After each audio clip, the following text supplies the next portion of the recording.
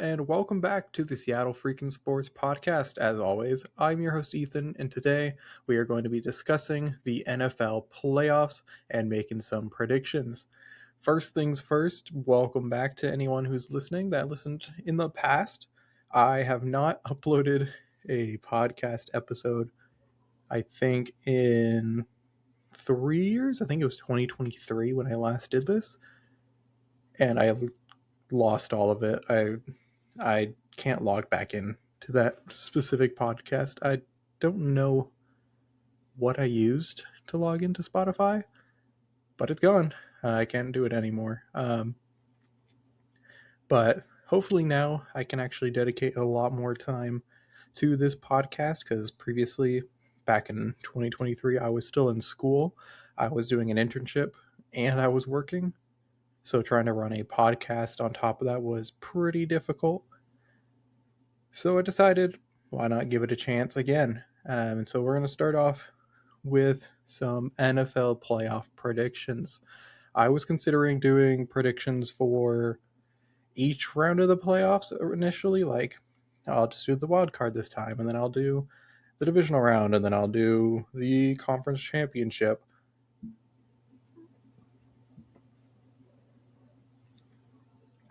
But I decided that it would probably be best if I just did one big prediction and then go from there. And so I'm going to start with that. I'm going to do the wild card. I'm going to do the division round, conference championship, Super Bowl. I'm going to do it all right now. And then for the sake of the people who are listening that may not be Seattle fans, or maybe don't think the Seahawks are as good as I think they are, sake of fairness, I am very biased. But it's hard not to be biased when the Seahawks are the number one seed. They have arguably the best defense in football and home field advantage. It's hard not to look at the Seahawks and be like, yeah, we can win it all. So I'm a little bit biased, but that being said, I'm going to be as fair as possible. I'm going to give you a little bit of a reason why I think each team could win their matchups for the wild card. And then once we get to the divisional round, the conference championships, I'm just going to go through my predictions. The wild card is where I'm going to dive the deepest into each team. So with that out of the way, we're going to dive right into these predictions.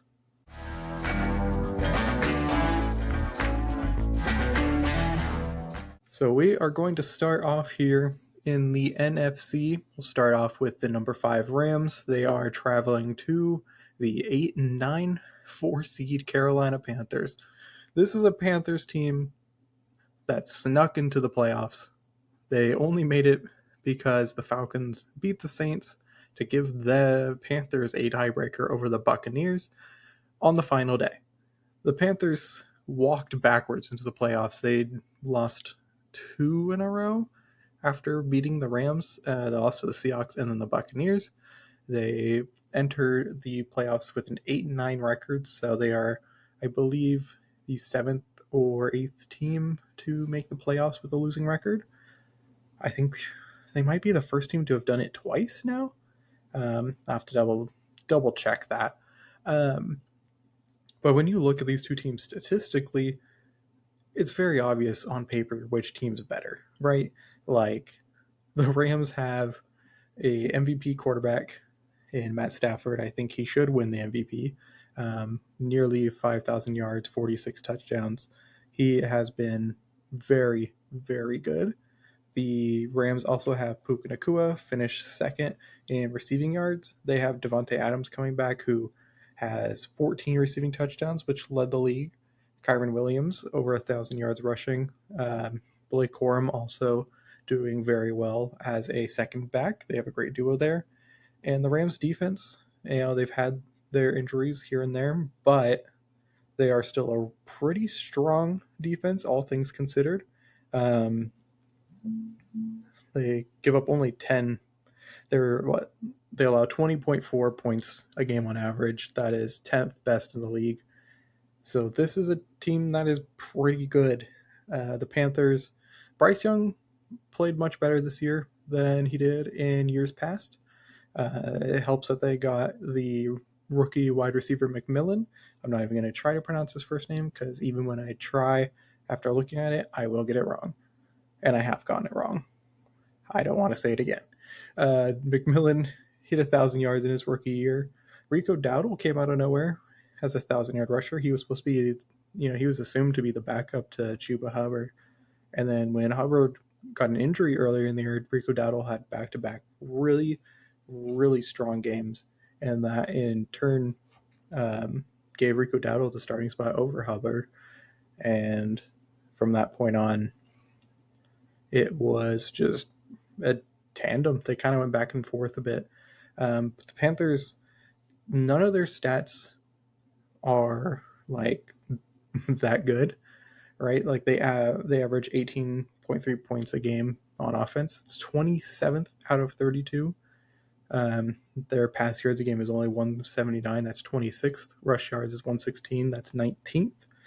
Their defense is 15th in pass yards a game, 20th in rush yards a game. They are 15th in points allowed per game. Like, none of this screams playoff team. And, to be fair, the Panthers did finish 8-9. Like, these are stats of a team that finished 8-9, But the crazy part is the Panthers beat the Rams in the regular season. And they did it because they were able to force turnovers in very crucial ways. The Matt Stafford entered that game. He hadn't thrown a pick in, over 300 pass attempts or something insane. He threw a pick in the end zone. He threw a pick six. And then when the Rams were down by a field goal on their final offensive drive, he got sacked, fumbled the ball, Panthers got it, and were able to then run out the rest of the clock. And that's pretty much it for the Panthers, right? Like, they did it before. Who's to say they couldn't do it again, right? You can't count them out, especially home field advantage in the playoffs. Oh, excuse me. Home field advantage in the playoffs. I mean, you can't rule out the Panthers. But the Rams are a better team. I don't expect the Rams to lose this game.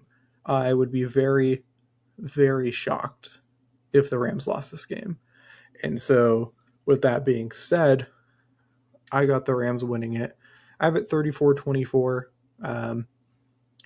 I don't think I don't think the game will be as close as that score would be. I think the Panthers would be down like 34-17, and then they get a late touchdown that makes it look closer.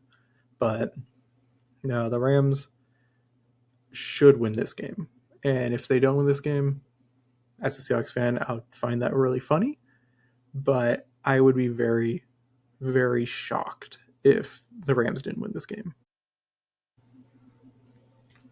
Next up, we got the 2-seed Chicago Bears and the 7-seed Green Bay Packers. Okay, who predicted the Chicago Bears to be the number 2 seed? Because I didn't.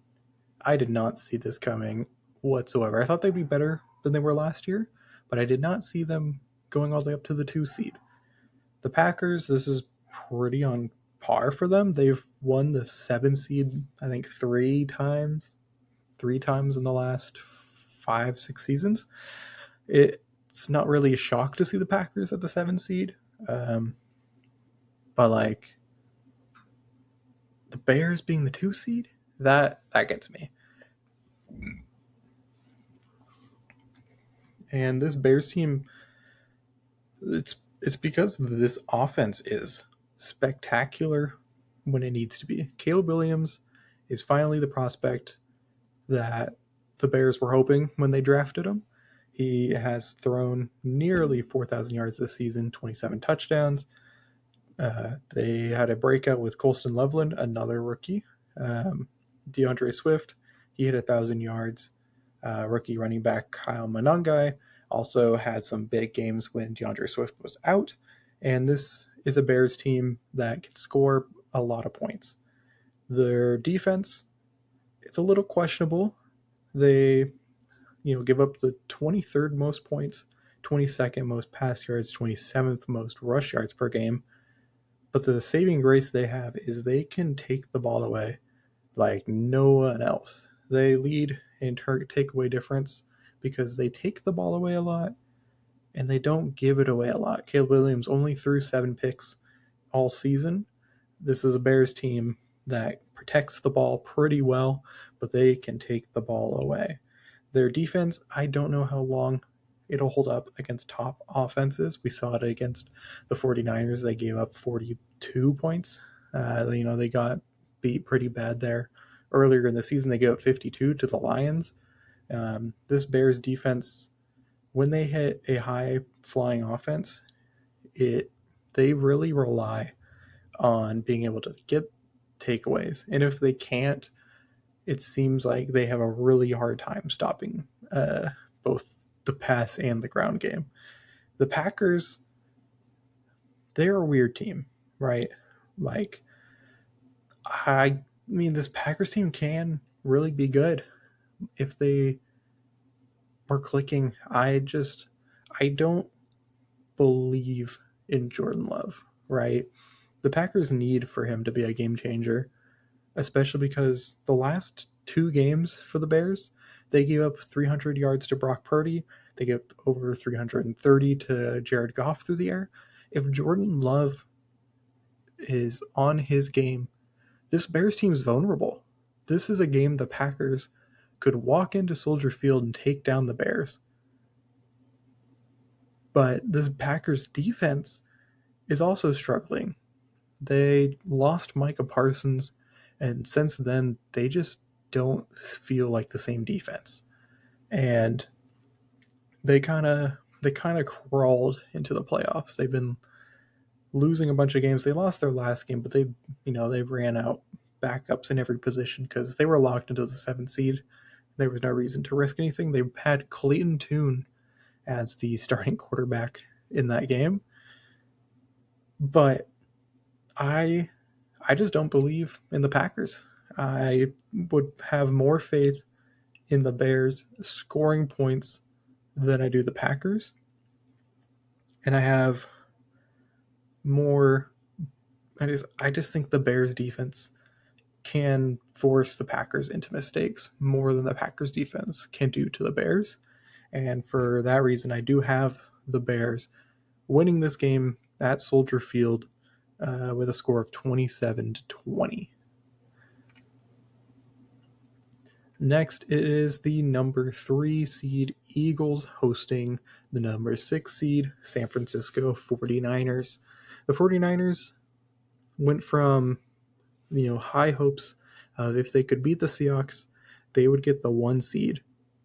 They lost. They were initially the 5 seed, then the Rams beat the Cardinals, which dropped them to the 6 seed, and now they travel to Philadelphia. The Eagles are the reigning Super Bowl champions. They beat the Chiefs last year in the Super Bowl in pretty convincing fashion. They haven't been the exact same team as they were last year. Jalen Hurts is a pretty... It seems like he's a pretty streaky quarterback. This team is a very streaky team. The Eagles, earlier this season, they won 4 to start the season, started 4-0.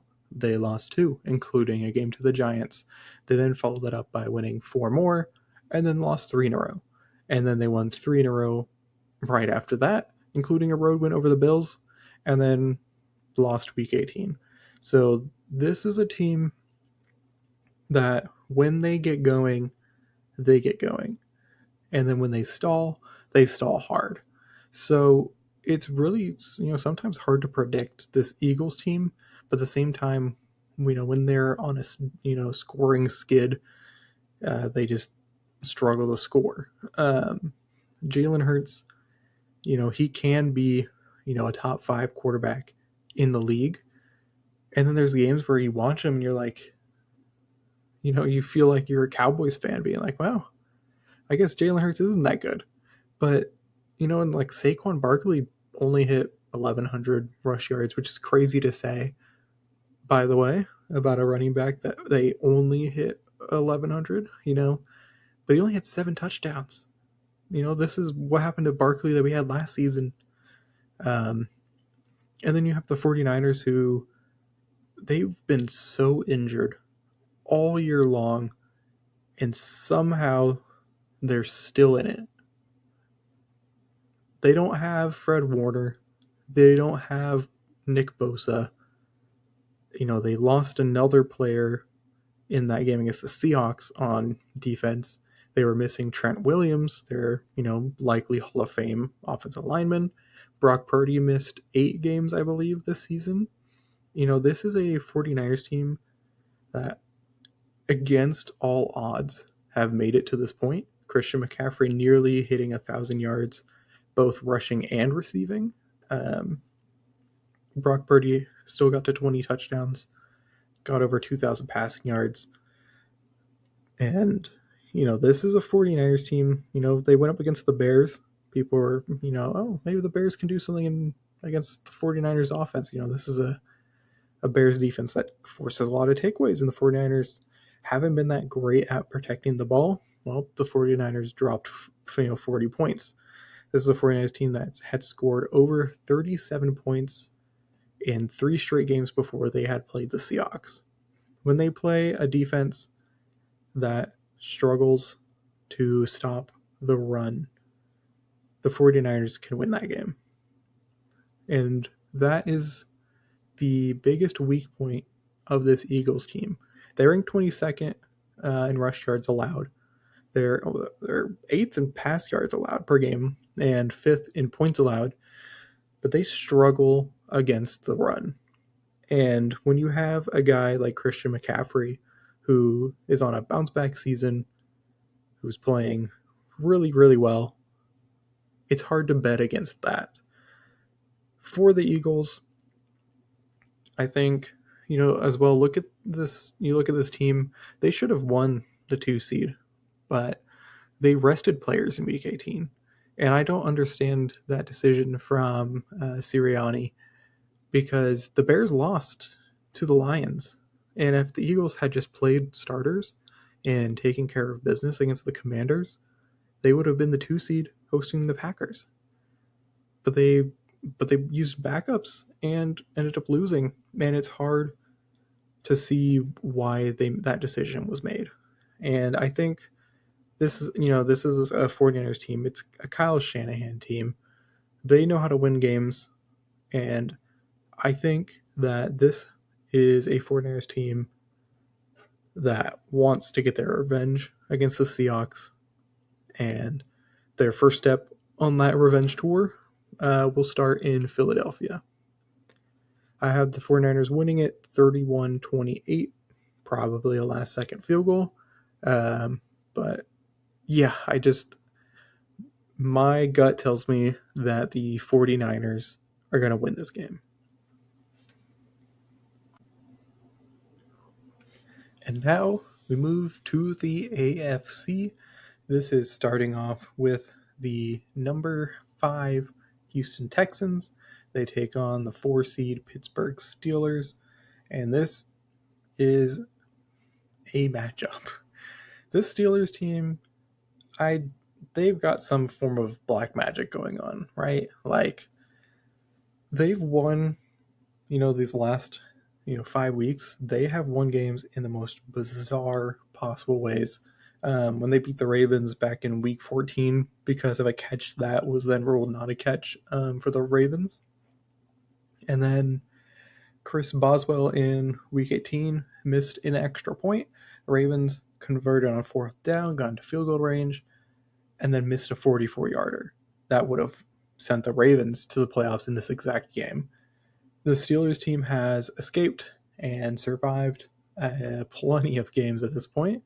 And it's, when you have a quarterback like Aaron Rodgers, who's on what may be a farewell tour, he has the experience that the Steelers are looking for a playoff team. They have a coach that has been here time and time again. Oh, the voice crack. Very sorry. And this is a defense, that has some very strong aspects to it. They're not, they don't rank too high in everything. In fact, the stats on my screen cut off a number. The Steelers have given up 243 pass yards a game, which is 29th, not 43, because that would be actually insane. The Steelers give up, 17th most points. They've given up 13th most rush yards. And then offensively, they're really not anything special. This is, most of these stats, you look at them, and this is a pretty average team, right? And they're going up against a defense that is going to make life a living hell. This is a Texans defense that, anyone and everyone should be scared to play. I think, defense wins championship games. Sorry, defense wins championships. And I don't necessarily like the Texans offense. I'm not a big believer in CJ Stroud. And I'm not a big believer in that run game of the Texans. But if their offense can do enough, this defense will win them games. In fact, this defense has won them games multiple times and many different times this season. And, you look at the stats, this is a team that is second in points allowed a game, second in takeaway differential. They're sixth in pass yards allowed per game, fourth in rush yards allowed per game. This is a Texans defense that is built to win big games. And I think that this Texans team has enough to go on the road and do the bare minimum to squeeze past the Steelers and take this game. I have the Texans winning it 24-17, and that is technically the first upset for the AFC, although the Texans, I believe, are favored in this game, so it's not really an upset, but whenever a home team wins in the playoffs, I tend to consider that an upset. And so next we have the Buffalo Bills, who finished second in their division, sixth in the conference, versus the number 3 seed Jacksonville Jaguars. And again, another one of those shocking turnarounds. The Jags went 4-13 last season, and they went 13-4 this season. Trevor Lawrence, I know he has his haters. I think he's been phenomenal this season. The 12 picks, aren't great, right? Picks are pretty bad, but he hit 4,000 yards for the third time in his career, but he threw a career high in 29 touchdowns. This is a Jaguars defense that is really, really good at stopping the run. They're the best at it. And they're third in takeaway differential, eighth in points allowed. But this offense, the Jaguars offense, has come to life to end the season. They've won 8 straight games. They've won 9 of their last 10 since coming out of their bye week. This is quite possibly the hottest team in the league. The Jaguars have been on fire, and it's hard to bet against them. But then you look at their opponent, right? This is a Buffalo Bills team that has Josh Allen, right? Josh Allen is a game changer. He is, really right now in the NFL, one of a very few quarterbacks that on his own makes that much of a difference. You have Patrick Mahomes is one of those guys you would say, whenever he's on the field, his team has a chance. Josh Allen is another one of those guys. He can carry the Bills to anywhere, but this Bills team still hasn't made it to a Super Bowl with Josh Allen. And that's honestly a pretty big shock as well. You look at this team year in, year out, and you would think they should have made at least one, right? But I think, this could be their year. The Chiefs are out. Their kryptonite is not in the playoffs. And this is a team that is number 1 against passing yards allowed. They're also the number 1 rushing yard team, thanks to James Cook rushing for 1,600 yards. Josh Allen also adding quite a few yards on top of that as well. That's Not pictured is Josh Allen's rush yard stats, which are another element of his game. The Bills are betting favorites in this game, just barely. I think it is a 1.5 favorites, so not too much. I think this game, this is a 50-50 for me. I think you could flip a coin, say, oh, the Jags are winning, oh, the Bills are winning, and I don't have a problem with either one of these teams winning. I can see each one of these teams winning because the Jaguars, they're very, very good right now. They've been untouchable to end the season. They won 8 straight games. The Bills have won 6 of their last 8, and including wins over the Patriots and Steelers, 2 other playoff teams. This is the heavyweight matchup, I would say, of the wild card round, and I am expecting this game to be a shootout, and I have the Jaguars winning. I think it's going to be one of those ones where the Bills have like a chance right at the end, and in the most Bills fashion, have their hearts broken. And I think it's the Jaguars game to take this time around. I think Trevor Lawrence will do just enough, but this Jaguars defense will shut down the run game of the Bills and force the Bills to try and pass the ball more, and in doing so will open themselves up to a little bit more error, and I think that will be the deciding factor in this game. So the final wild card game that will be happening this weekend, it is the number 2 seed New England Patriots and the 7 seed Los Angeles Chargers. This is a Patriots team that has a MVP finalist, I would say, in Drake May. I know Drake May's got a lot of fans, and a lot of people think that he should win the MVP because of how important he is to this Patriots team. For me, I still have Matt Stafford as the clear favorite. I mean, statistically, I think Matt Stafford has to be the favorite. But there's no denying that Drake May is very, very good. And again, this is a Patriots team that went 4-13 last year. They're the same turnaround as the Jaguars.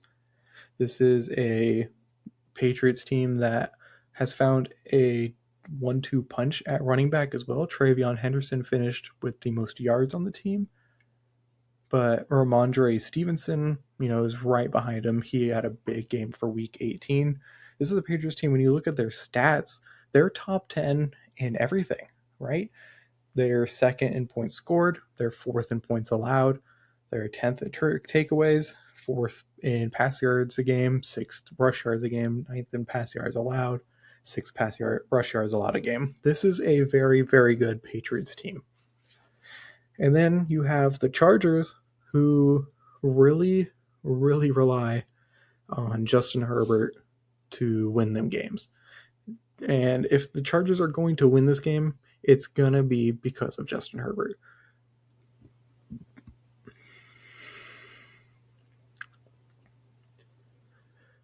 The Chargers are only as good as Justin Herbert is. And this Chargers team, I don't know if they have enough to beat this Patriots team. I think the one thing that is going to be a problem for the Patriots is the lack of experience. I know their head coach has experience in the playoffs. He took the Titans to the playoffs with Ryan Tannehill at quarterback. But this is a Patriots team whose star player is a quarterback who has not been in this type of moment. He's not been in a moment quite as big as this. And there's a lot of fans that are going around talking about how the Patriots had a weak schedule, and when they have gone up against big teams, they, like the Bills, they lost 1-1 against the Bills. But I don't think this Chargers team is quite good enough to beat the Patriots in Foxborough. So for that reason, I do have the Patriots winning. I made it a score of 34-27. I could see the score being a lot lower. But as for now, I've decided that's where I feel like this game will go.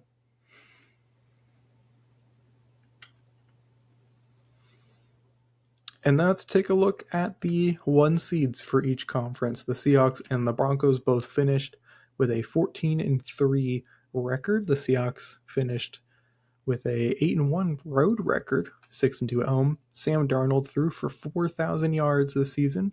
He did have 14 interceptions. He actually led in total turnovers because he had quite a few fumbles. Jackson Smith-Njigba has had a offensive player of the year type season, 1,700, almost 1,800 receiving yards.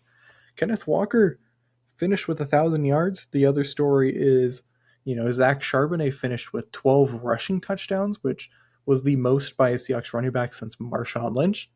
This is a Seahawks offense that has kind of stalled out towards the end of the season. Teams figured out how to play against the deep ball, but the run game has started playing well. This run game, the last 3 weeks of the season, they've averaged the most yards per game. And this is a Seahawks team that, if they're multifaceted. This is a team that if a defense is selling out to stop the run, it creates gaps for the pass game. If teams are selling out to stop the pass game, stop deep balls, it opens up space for the run game. And with the offensive line that this Seahawks team has, that's great because they can just keep running the ball. And with the deep threats this team has, if the other team is stopping the run, perfect. You have Jackson Smith-Njigba going deep. You got Rashid Shaheed going deep. You have Cooper Kupp over the middle. This is a very strong Seahawks team offensively, but the defense is really what I think could bring this team to the Super Bowl. This is a Seahawks defense. They are finally back to Legion of Boom era type defense. First in points allowed a game. They have the third best rush defense in yards allowed per game, 10th in pass yards. But if you look at the last 2 games to end the season, they held Brock Purdy to just 127 yards. They held Bryce Young to 46. And Christian McCaffrey in that game against the 49ers, McCaffrey barely got the ball. He had just over 20 rush yards and I think 34 receiving yards. This is a Seahawks defense that on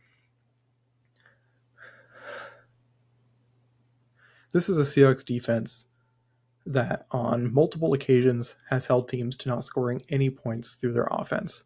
This is a scary team to play, especially in Seattle. And when the Seahawks have had the 1 seed, which has happened 4 times now. This is the 4th time the Seahawks have ever earned the 1 seed. The previous 3 times, the Seahawks made the Super Bowl. And it's hard to argue that many other teams are going to be able to walk into Seattle and beat this Seahawks team. As for the Broncos, they are probably the team to beat in the AFC as well because they're 8-1 at home. And we all know why. You go into Denver, you're going up to the altitude, 5,000 feet. They're a very good defense. That Broncos defense is very hard to beat. The offense is the only question marks I have. And in all honesty, it's really similar to the Seahawks in terms of statistics. You look at it, Bo Nix has the same amount of passing touchdowns, just a bit fewer passing yards. He threw fewer picks. The difference is the Broncos' run game has been not quite as good as the Seahawks has been to end the season and, over the course of the year as well. And I think that may be what hinders this Broncos team in the end. But their defense and that home field advantage, it's going to be hard to beat them.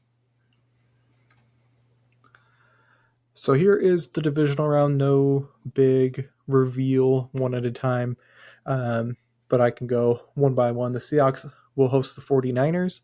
I have the Seahawks winning that game, and the reason I have the Seahawks winning that game is it's going to be similar to the first two times these teams played, right? It's going to be a defensive stalemate. Um, the Seahawks, they left a lot of points on the board in both of those games, but especially week 18 against the 49ers. They had 2 missed field goals. They went for it on 4th and goal when they probably should have settled for a field goal. Let's say they make the ones that Myers missed, plus they take a field goal there. That's a difference of 9 points, and so instead of it being 13-3, that would have been 22-3. This would have been that would have looked way more like how that game felt. Week 1, the Seahawks lost to the 49ers 17-13. The Seahawks actually had a first down and goal. They were at the 9-yard line before a Bosa strip sack ended the game. But the Seahawks were marching. The Seahawks only lost that game because of turnovers in bad areas. If the Seahawks play like they have to end the season, I don't think the 49ers are going to be able to win again in Seattle. I think the playoff crowd is going to make a difference. And this Seahawks team they're different than the team that the 49ers faced in week 1. And the 49ers, with the amount of injuries that they have, and knowing them, the injuries they'll get against the Eagles, I think the Seahawks will once again beat the 49ers in a playoff game. And then my shocker, I would say, for the NFC divisional round, I have the Bears beating the Rams. In my mind, it's going to be, a walk-off 52-yard field goal. The Bears, the one weakness that the Rams have, this Rams team feels like they're a Super Bowl contender, feels like they are a super team. Probably, the only other team besides the Seahawks that I think truly have what it takes to go all the way, in the NFC, I should say. But the biggest weakness that the Rams have has been turnovers, and specifically costly turnovers at really bad points of the game. And the Bears are the best at forcing those type of turnovers. And I think the Bears in Chicago, it's going to be cold, potentially snowy by the time we get to the divisional round. I think they'll be able to force Matt Stafford into a mistake and take advantage and win that game. As for the AFC divisional, I have the Texans beating the Broncos, score of 20-17. I think this Texans team will probably make a run relying on their defense, being able to stop anyone. I think the Broncos are one of those teams that, even though they're 14-3, I've watched a bunch of their games. I've been watching football nonstop all year. This Broncos team seems like they're lucky a lot of the time.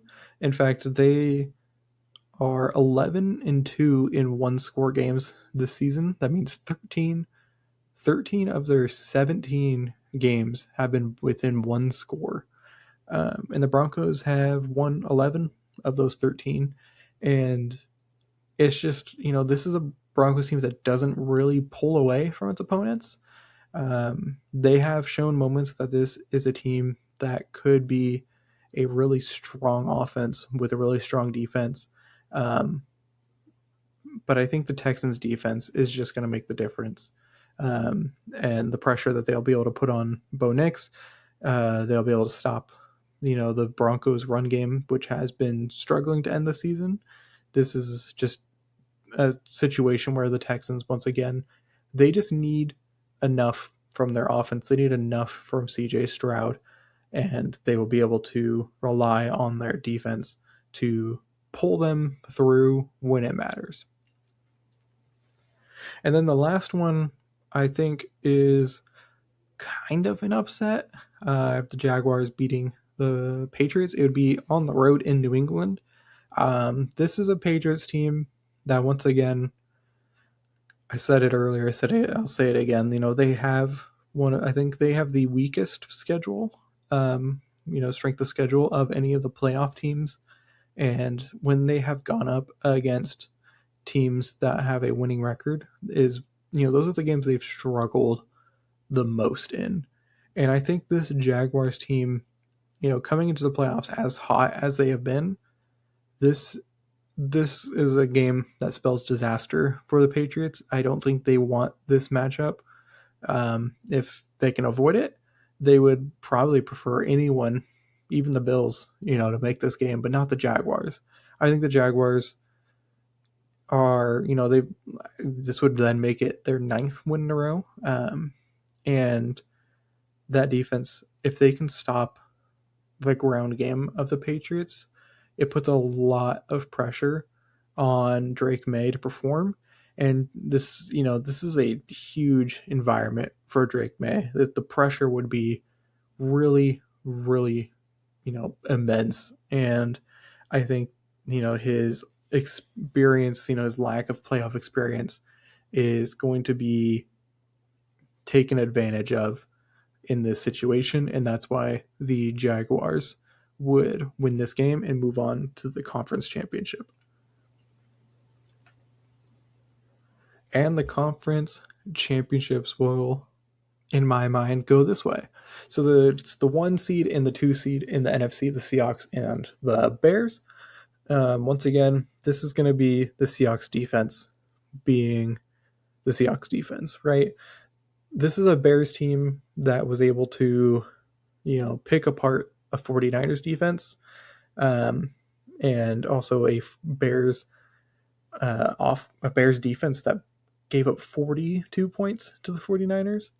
And then the Seahawks proceeded to hold the 49ers to 3. This is a Seahawks team that, this defense is going to be just hard to beat for anyone. The one thing that the Bears have in this game is that Sam Darnold struggles at, turnovers. He's one of the most turnover prone quarterbacks in the NFL. I think he's the most. If the Bears are going to win this game, they have to force Sam Darnold into mistakes. And as we've gotten down to the end of the season, these last few weeks, Sam Darnold's actually gone quite a bit better at reducing the amount of times he's turning the ball over. He had a pick against the Jaguars, but that was it was kind of iffy if the corner actually was inbounds. But that was the one bad mistake he really made in that game was attempting that throw.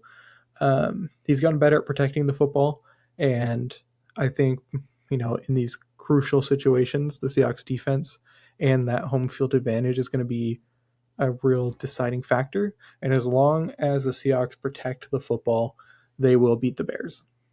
As for the AFC Championship game, it's, a division rivalry matchup. They played each other. I think the Jaguars are going to want revenge after that game in Houston when Davis Mills and the Texans ended up coming back from a huge deficit, won that game, and all of a sudden the Texans were back in the playoff race, back in the divisional race.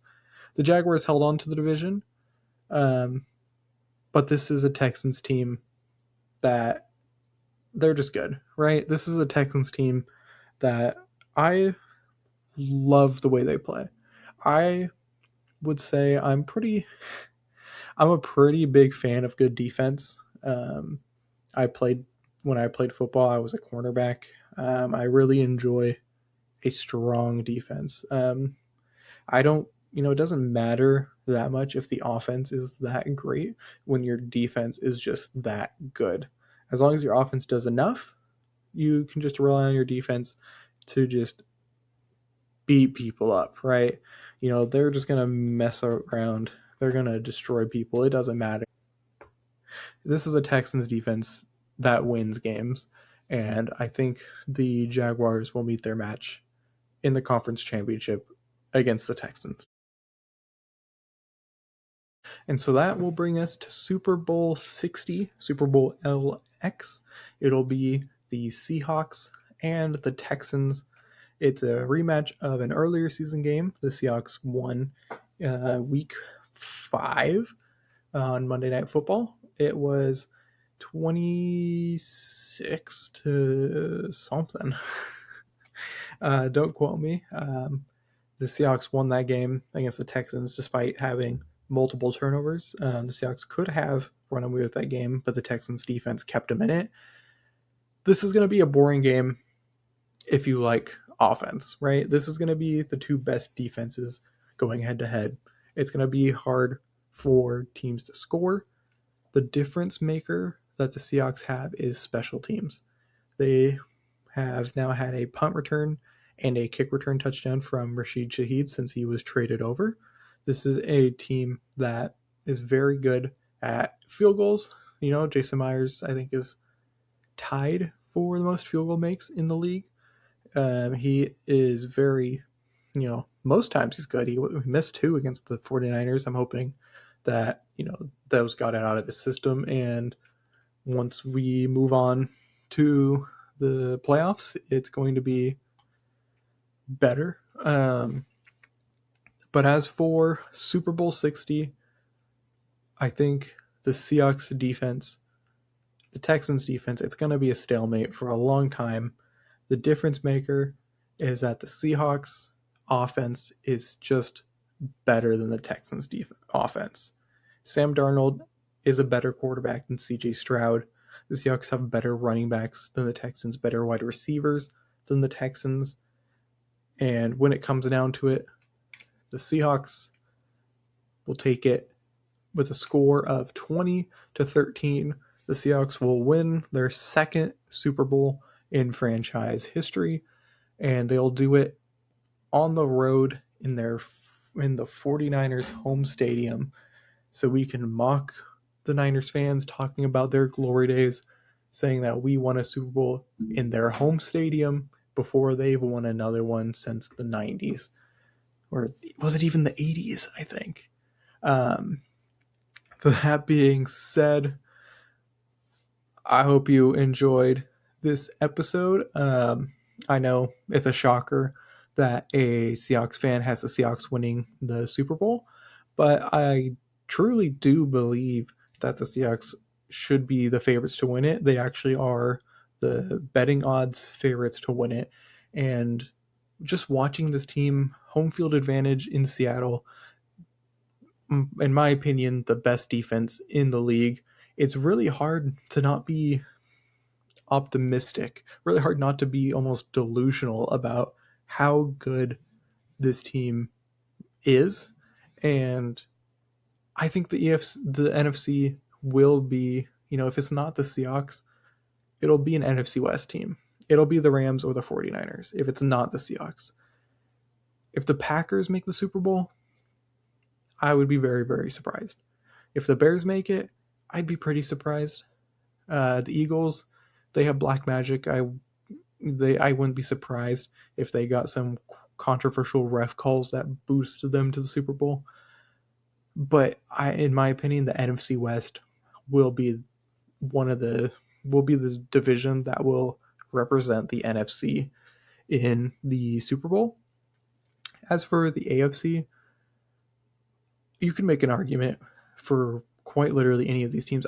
You can make an argument for why the Steelers could go on a run with 42-year-old Aaron Rodgers, because he's been in this situation before. He's won a Super Bowl.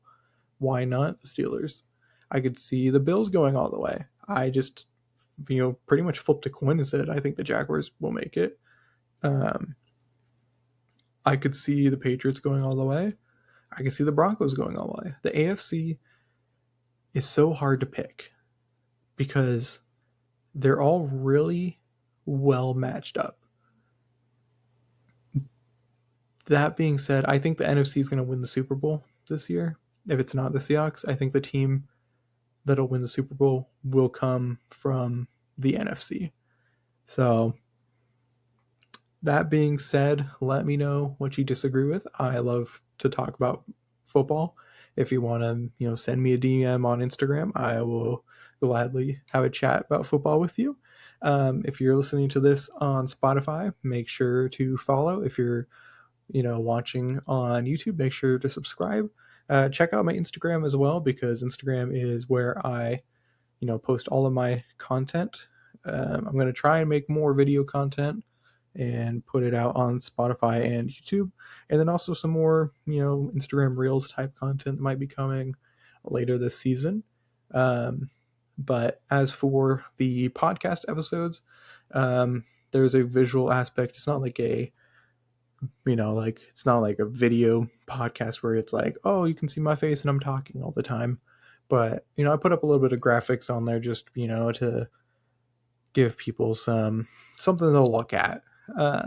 So if you're on YouTube, you're probably watching it. If you're on Spotify, you were either listening or you could have been watching. But I am hoping for the Sounder season when it starts. I'm going to try and have weekly episodes that are going to be previewing games, reviewing the previous game, talking about injuries, talking about what's going on, and just have a kind of a weekly show going on. If not weekly, it'll be bi-weekly, and then carry it on throughout the NFL playoffs and then up into the NFL season next year. I'll talk about the Mariners a bit when they start. I'll talk about the Kraken a tiny bit, but this episode is just to dip my feet back in and really get started again with this whole podcast stuff. And so I hope that you enjoyed this episode of the Seattle Freakin' Sports podcast. Let me know what you think. I am listening to all feedback so I can make this show as good as it can be. So thank you all for listening and or watching, and I hope you take care. Bye.